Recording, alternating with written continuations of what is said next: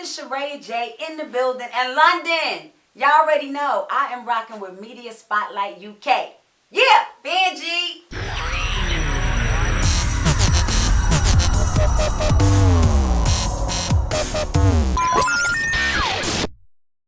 This is J Billz for Media Spotlight UK. I'm back here once again with another special guest in the building. I got the Four's own Sharaya J. How are you doing, babe? How you doing? Yeah, welcome to London. Thank you. Now, we spoke off camera before that this isn't your first time over here. No. No. So what have you got so far in terms of the vibe of London? What have you captured the essence of? Well, I love London, actually. You know what I mean? Because what I love about it is it's a city that has its own vibe. You know what I mean? I'm very interested in cities like that. That's why I love New York. You know what I mean? And so when I come out here, I'm just like, it feels like a second home. I know a lot of people out here. And London always show me love. So shout out to London. Shout out. As always, see, I've been here for too long and I'm just like, whatever. But, you know what I mean? You're showing love. It makes me feel so much more special about that. So before we get into anything, you've been working with one of our homegrown for the past day or two with Laughter. Yes. Yeah. How is she? Yeah. How is it working with her? I love Laughter. First of all, shout out to Laughter because me and her met a little while ago and instantly we had dope vibes, and so I'm one of those people too. I really connect with people based upon energy and the vibe that we, transferring back and forth. I love Laughter that. always brought just good, positive energy and just humility. You know what I mean? So which I loved, and I mean it was real organic, really. Yeah, it seemed organic because even looking at the stories, that you guys seem to have hit it off. Yeah. And you was at the studio yesterday, I believe. Yeah. And it seems like you got some magic in the pipeline. Are we expecting that? Yes, What's happening? Yeah? Yeah. We actually did. I always wanted to get Laughter on a record, you know what I mean? From the first time I met her because I loved her sound and I loved her hunger too, you know what I mean? Her drive. And so I was just waiting for like the right joint. To kind of push on, yeah. Right, and so I said the way the creator worked it out, we got here, I had just did this joint, and I was like, let me reach out to Shorty, see if she here. Yeah. She was here, and I was like, she's like, yo, let's get in the studio. You know, that's what we do. That's how we artists always gotta do it. We gotta get in the studio. Got to talk about the Four. You're the longest seated person. You're the first rapper to ever do it, which is an amazing exposure to that. And also, on top of that, like, you were battling cancer at the time. There's so much that was going on. Like, what was the whole process like, having to deal with that, but also go on a show with, massive celebrities as judges, not to mention, rapping your arse off as well. Right. Like, tell us the whole process, what you were feeling during the process of the show. It was crazy. The whole journey, like I say, it will always be something that I will remember in my career, you know what I mean, and in my life. Because I already was in the process of chemo before I even got the call for the Four. And when they called me and I went to meet with the executive producers, they offered me the chair already, but they still had no idea that I even had my diagnosis. Okay. So once we started getting a little further into the backstory of each person, then I just kind of made a decision. And I had to pray on it a little bit because I was just like, I know that walking into the show, it was going to be stress and, and all that stuff. So I was like, is this a real good thing for me to kind of get into during this process? Yeah, it must have been difficult knowing that you have an opportunity presented to you whilst you were going through that. Yes. So, I mean, it must have been crazy in your head. You must have had a lot of emotions go through. I did. And I had to do a lot of praying and self-reflecting about it and just to see, is it worth it? You know what I mean? And ultimately, of course, I felt like the creator gave me the sign to push through and go ahead. And then also gave me an opportunity to really just be myself and be open with the world because that's something big to announce on national television. Yeah, that must have been like a scary thought to announce it for millions watching. Yes, and even people who knew me, who I hadn't even told them what I was battling already. So, some people found out on the show. Wow. And my phone was blowing up like, girl, why you didn't? But it was something I was going through. But then that's why it was so crazy because I was kind of going through it privately. But then when the show called, I was like, you know what? And initially, instinctively, I was like, no, I don't want it. But then I said, I looked at it from a different perspective, and I felt like this is an opportunity not for just for me to go up here and win or do this, that, and third. I just felt the vibe, like this is something bigger than you that you should do. I hear that. So you got your celebrity judges. Yes. Let's talk about them. So you got DJ Khaled, Meghan Trainor, and P Diddy. Now, massive names in the game. Now, obviously, I got exposed to the whole concept of the show not too long ago, so I'm new to the idea of it. It's kind of like a sort of X Factor, American Idol sort of style, but more, real flavour. Like I'll put that for real. Now you got your sort of judges, like say for example, you got Simon Cowell, that would be your baddie. Yeah. Then you got your Will I Am from The Voice, that's a bit more inquisitive about the artist and stuff like that. Which one of them was the most ruthless? Like, who gave it to you? Like, listen. I mean, I think hands down, I would say Diddy. Just because that's who he is. He just kept it real. You know what I mean? If he was moved, then he would tell you. If he wasn't, then he would tell you that too. You know what I mean? And the reality is, coming from somebody like him who's been in the game such a long time, that's seen great talent, discovered some of our greatest talents. Biggie. You know, right? It's my favorite. That's my favorite lyricist. That's it, yeah. Yes, facts. So I was just like, that was already a big deal to be able to get criticism from him, because the criticism alone is epic. You know what I mean? For an artist coming up in the game trying to break through, because he got so much wisdom and so many jewels that he can drop on us. That was just... and not just on the necklace, like in, thought process as well. Let's get that, ladies and gentlemen. Facts. Facts. So what's the best advice that any of them have given to you during the process? Like, what do you actually take away from it, knowing that, okay, I'm going to make this a benefit to my career now that I've been on the show? What's the best advice that you've been given? From the three judges? From the show in general, or even just the three judges? Yeah. You know what? I think the show in general showed me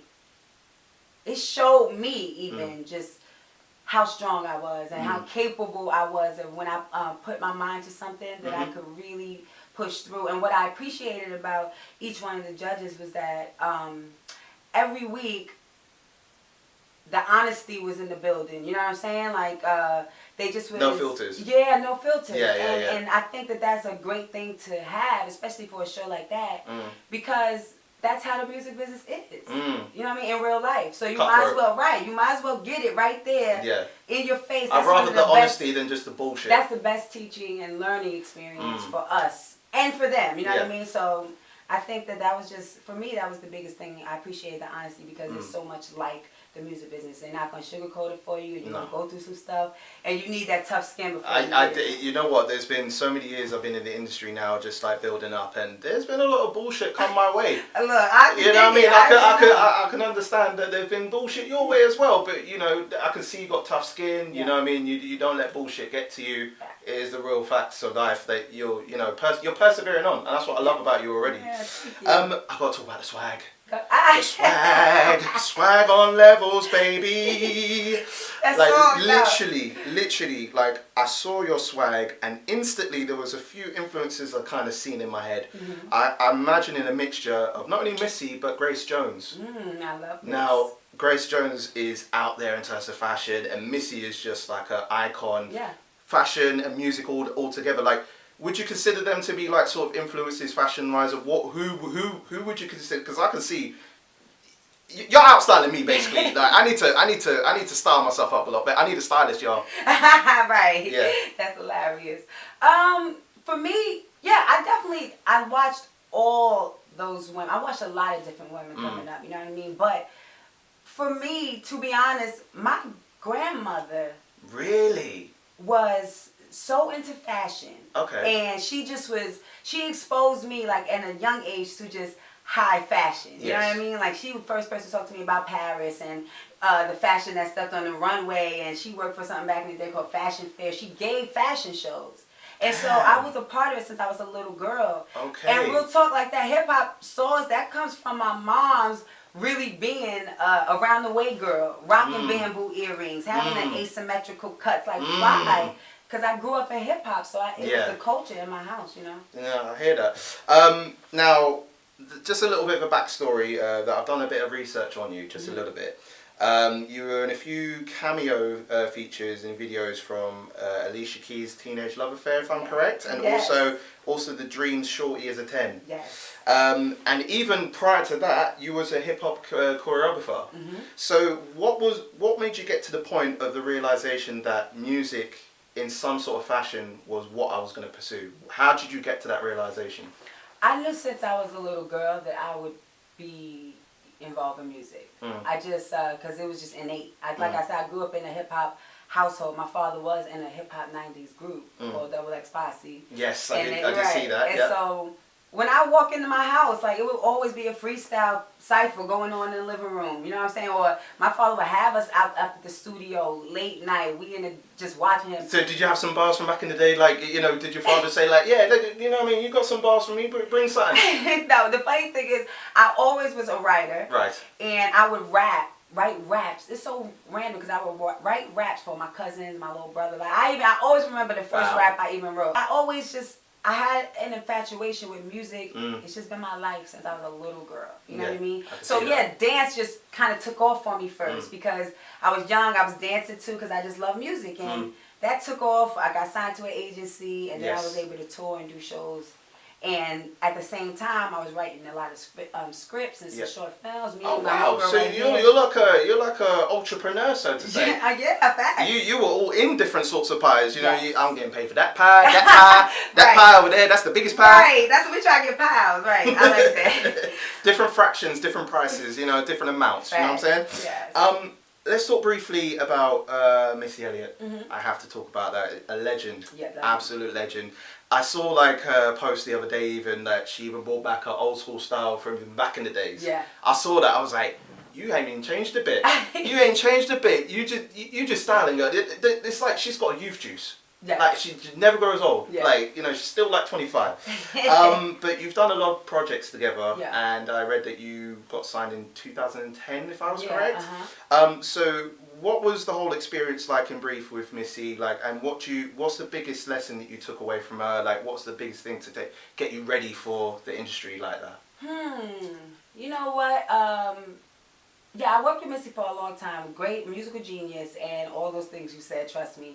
She was a great mentor. I think that the most important thing that I took away from Missy was that she was a pusher. Like, she wanted to, if she saw greatness in you, she wanted to push you to that potential. And so she was a hardcore pusher. That potential, yeah. Right. And the thing is, I'm that kind of person. I'm up for that challenge. Like, 'cause I always wanted to be the best version of myself. Exactly. And so that, I wasn't afraid of that. The hard work and getting in there and getting my hands dirty and the long hours and the paying attention, absorbing years and years. You know what I mean? Yeah. And she had told me from the door, like, it wasn't going to be a cakewalk. It was going to be some real shit. You're going to have to work for it. And I was game, you know what I mean? And I learned a lot under her. So I had to, you know what I mean? Shout out to Missy for that. Do you still keep in touch with her in terms of, like, if there's any advice you gain, or just in general, just to catch her, say, hi, Missy, you know? Yeah, she hits my phone. Yeah, you know, we just be moving around a lot. Yeah. Because there's a lot you guys are going on. So, but when you do get a chance, it's all love. All the same way. Well, just to ask, like, what's next for you? Because I mean, you're here in the UK. You're working with UK artists. You know, you've done the 4. You got a lot of exposure for it. I even see that you was at the BET Hip Hop Awards recently as well. So you've got a lot of exposure coming your way since the show. So what's coming up? Well, are we expecting EP? Like, you know, projects? What we looking at? Yeah. So I just dropped a video for Say Less record. Say Less. I performed that record the last. I saw the video. Yeah. Swag intense. Thank you. Intense, baby. I'll be getting mad love for that, so I'm very excited about that. I do have. I'm gonna drop another single actually before this year's out. So I'm very excited. So something for. I mean, my birthday's Christmas Day. Can I get something for then? Yes. You actually can. That's so funny. Aight. Before this year's out, we're gonna drop it down, get it popping. Cool. And I also I was here in London because I got a new record coming out with Little Mix featured on a new record on the album. This is some exclusive.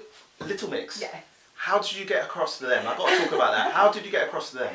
They just reached out to my management team, and they had this but they told me once I got a chance to talk to them that they would watch me on the 4 every Thursday. They was watching me. Wow, and so they paid attention. And so they was like, we was rooting for you, girl. Like they it really reached out, and they had this record that they thought it was perfect for me, and Yeah. I loved it when they sent it to me, and now it's on their new album. The video for it drops November 16th, which is in like a couple of days. That's I'm gonna be paying attention to that. I'm gonna make sure I'm like, yes,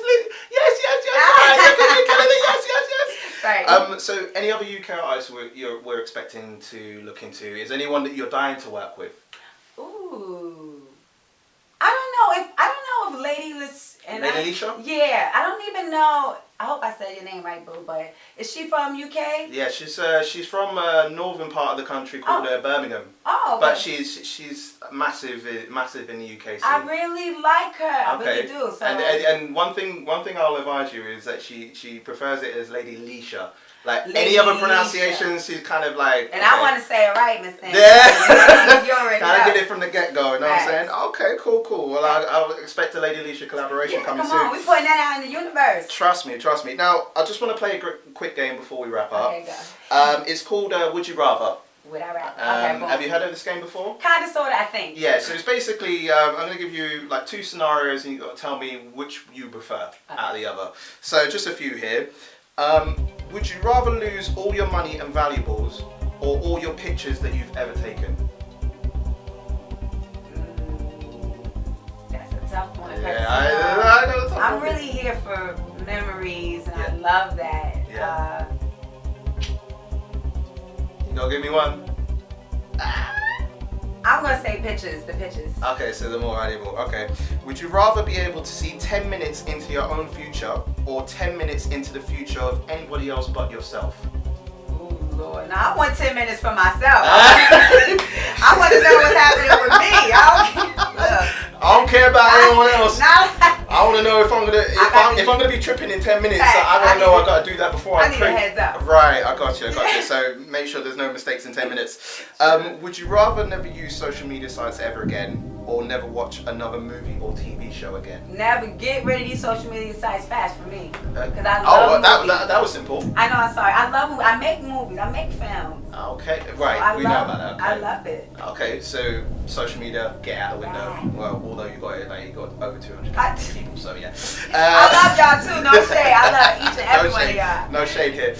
Would you rather find your true love or a suitcase with 5 million inside? Ooh. True love. She lied. She want that 5 mil. She was hesitating there. She was hesitating. But no, true love. 5 million and buy a true love. No, not necessarily. True love. Yeah, all right, cool. Would you rather be fluent in all languages and never be able to travel, or be able to travel anywhere for a year but never be able to learn a word of a language? No, I want to travel and see. I want to go see. Even though you might not know the language at all. Yeah, because I've already done that a lot of times. Well, so you want to do a lot more of that. Okay, and final one. Would you rather go back to the age of 5 with everything you know now, or know now everything your future self will learn? I got a deep one here on your You list. do. That's a good one. But you know what? So would you rather go back in time and know everything now, or would you figure out what your future self will learn? I want to say I figure out what my future self will learn. Okay, so it's just moving on, don't go back. Facts. Okay, I hear you. So, Sharaya, it's been an absolute pleasure. Yes, I can have it all day long, but I know you've got some more famous shit to do, so I ain't gonna hold you up with all of that. If you can tell our audience where they can catch you on all the socials and what projects are coming up, tell them all right here. What up, y'all? This is Sharaya J in the building, and we live in London. Y'all make sure y'all follow me on my Banji Raya IG. That is BANJIRAYA. Sharaya _ on Twitter. SharayaJ.com. I got a Facebook, and I think it's Sharaya J, but I don't know for sure. You don't really check it that tough like that. But shout out to the Banji movement. Y'all already know. Say Less about the drop. Say Less video out. Also, another crazy fire project before the year is out. Banji Entertainment. J Billz for Media Spotlight UK with the wonderful Sharaya J out here in London in our home turf. And we out here. Peace. Media Spotlight UK! I'm not a tick.